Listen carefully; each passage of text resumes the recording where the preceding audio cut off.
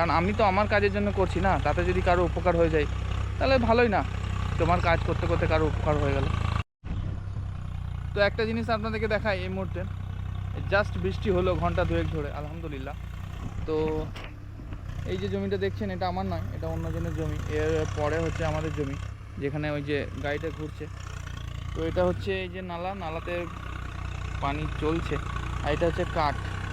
এই যে জমির মালিক, হয়তো ওর সময় হয়নি এই মুহূর্তে, তো এটা রেডি করে রাখা হয়নি, জাস্ট আমাকে করতে হবে এখন, কারণ আমার যেহেতু দরকার পড়েছে তো আমাকে করতেই হবে।